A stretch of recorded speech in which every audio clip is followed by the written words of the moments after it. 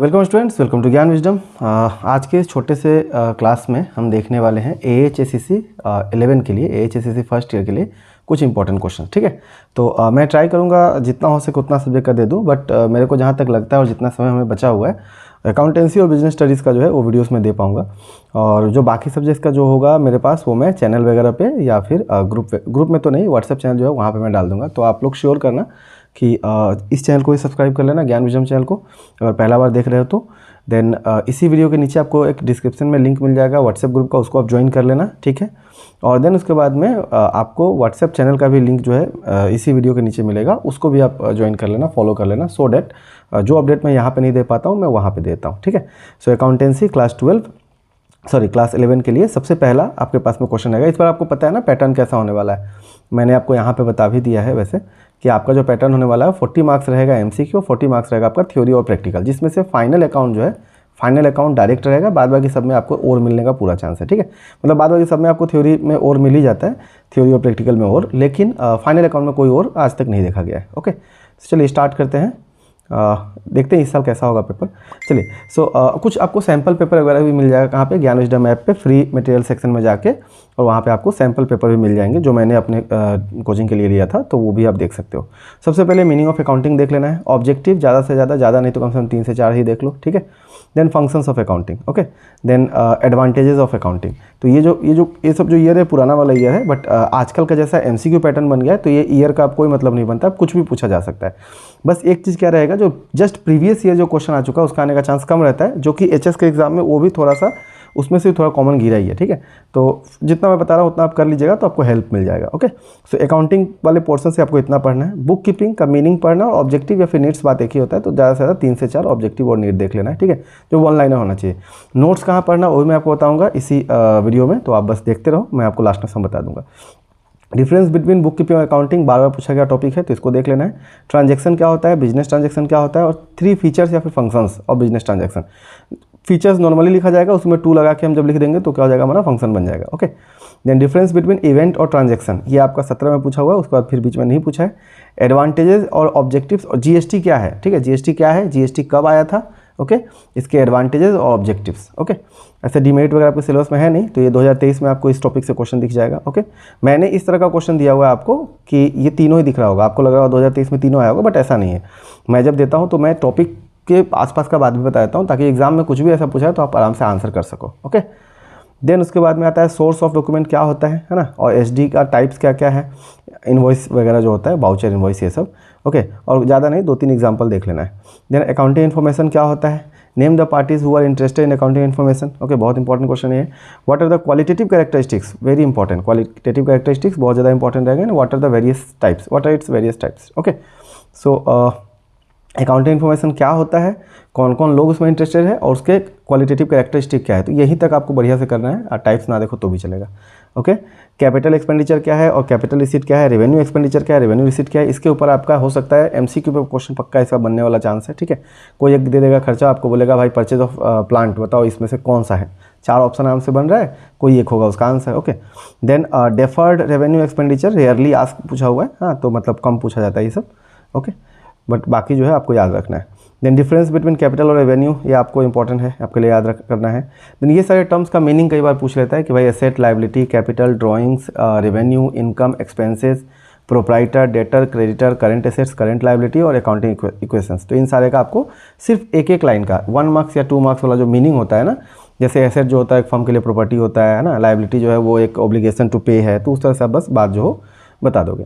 Accounting standard क्या होता है, इसके ऑब्जेक्टिव क्या है। ठीक है, आपके बुक में शायद इसका वो भी दिया हुआ है, फॉर्मुलेशन कैसे ये सब बनता है, बट आपके लिए नहीं पूछेगा। हाँ, कौन बनाता है अकाउंटिंग स्टैंडर्ड, तो ICSI ना, ICAI, हाँ एक उसमें है, देन सेंट्रल गवर्नमेंट भी है, और एक और पार्टी, 3 पार्टी, ICSI भी होगा, तो ये तीनों पार्टी होता है, बट ऑप्शन में आपको जैसा देगा उसके हिसाब से आपको आंसर करना है। ठीक है, बेसिस ऑफ अकाउंटिंग, आप लोग मेरे को बहुत लोग व्हाट्सअप करते हैं सर इसका MCQ के लिए क्या करें, तो MCQ के लिए अभी तो आप कहीं से भी पढ़ लो, नेक्स्ट सेशन से हम क्लास 12 में आप लोग के लिए MCQ पूरा काम करेंगे, इस साल नहीं कर पाए उसके लिए सॉरी।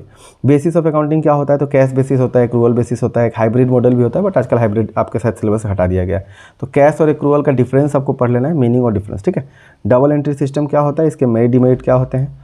ओके, पहले ये क्वेश्चन बहुत इंपॉर्टेंट होता था, बट अभी के लिए भी इंपॉर्टेंट ही रहेगा, सिंस सिंगल एंट्री सिस्टम आपके बुक से हट गया है। देन उसके बाद में what are the accounting principles, ठीक है। गाप क्या होता है ना। अब कई बार गाप लोग पूछते हैं तो आप लोग आंसर देते हो गाप में जनरली एक्सेप्टेड अकाउंटिंग प्रिंसिपल्स, वैसा नहीं बताना है, गाप का पूरा मीनिंग बताना है, ठीक है। 2023 में पूछा गया है। Mention 3 features of gap, gap का जो फीचर्स है वो बताना है, 3 से ज़्यादा नहीं, 3 ही याद करो। Any two mention any two या mention any two modifying principles, ठीक है। या तो जनरली कोई भी प्रिंसिपल पूछ देगा या फिर मॉडिफाइंग प्रिंसिपल ऐसे पूछ देगा, तो भी आपको याद रखना है, ओके। पैटर्न मैंने आपको पहले ही बता दिया था, 40+40 रहेगा, ओके। अच्छा, आप हमारे व्हाट्सएप चैनल को जरूर ज्वाइन कर लेना, व्हाट्सएप ग्रुप को, व्हाट्सएप चैनल को। पहले आप क्या करो, व्हाट्सएप ग्रुप को ज्वाइन कर लो, चैनल को सब्सक्राइब कर दो और ज्ञान विजडम ऐप को भी डाउनलोड कर लो, ठीक है। वहीं पे आपको सारा फ्री नोट्स मिल जाएगा, जो भी ये क्वेश्चन आपको दिख रहा है ना, नॉर्मली अपने ऐप पे जितना भी सब्जेक्ट के नोट्स अवेलेबल है, सबका प्राइस जो है 80 से लेकर 100 के बीच में रेंज करता है। बट क्लास 11 के लिए बिल्कुल फ्री है, तो आप आराम से जाके देख सकते हो और फ्री मटेरियल सेक्शन में आपको सैम्पल पेपर भी मिल जाएगा, ठीक है।